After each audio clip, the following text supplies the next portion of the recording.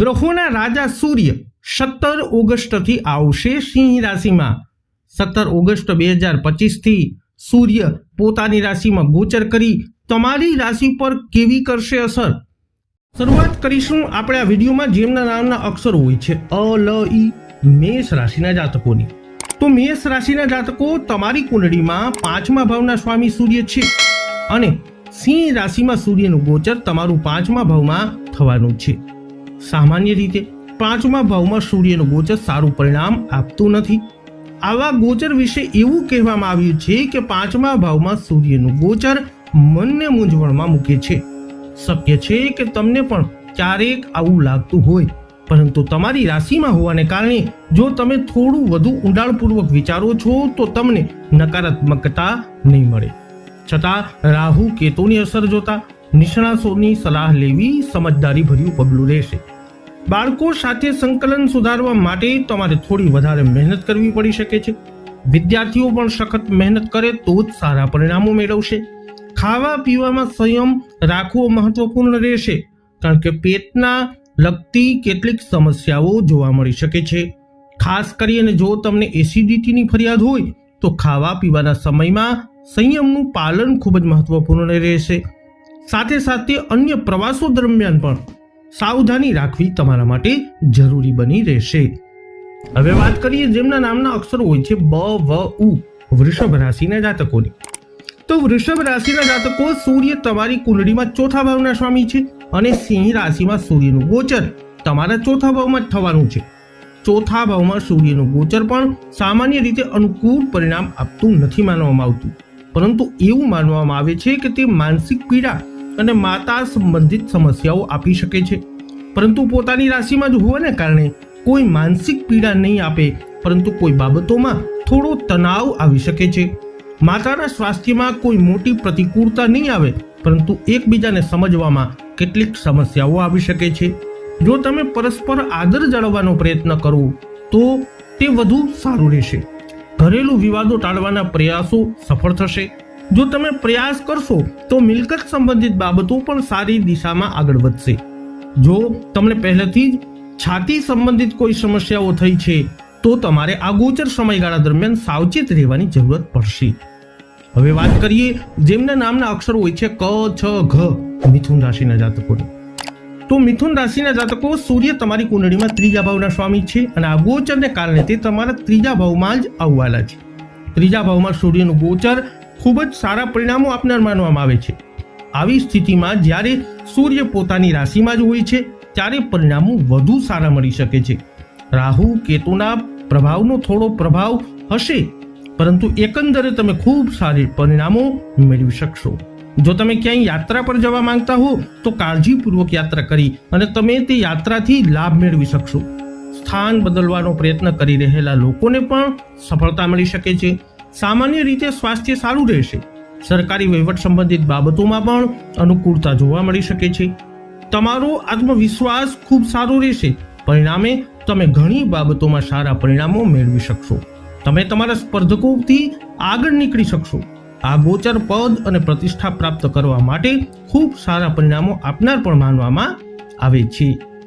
જેમના નામના અક્ષરો હોય છે ડ અને હ કર્ક રાશિના જાતકોથી। તો કર્ક રાશિના જાતકો તમારી કુંડળીમાં ધનભાવ એટલે કે બીજા ભાવના સ્વામી સૂર્ય તમારા બીજા ભાવમાં જ ગોચર કરશે।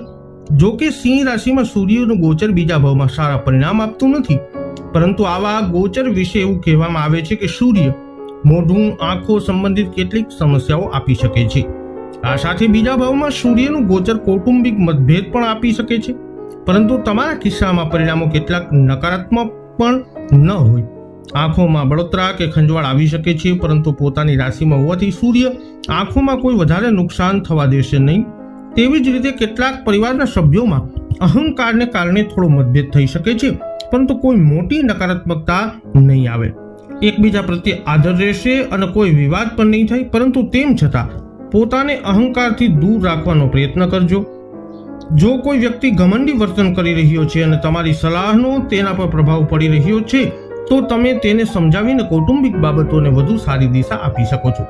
કાળજીપૂર્વક જીવન જીવવાના કિસ્સામાં કોઈ પણ પ્રકારનું આર્થિક નુકસાન ન થવું જોઈએ, એટલે કે કાળજીપૂર્વક જીવન જીવવાથી તમે સંતોષકારક પરિણામો મેળવી શકશો.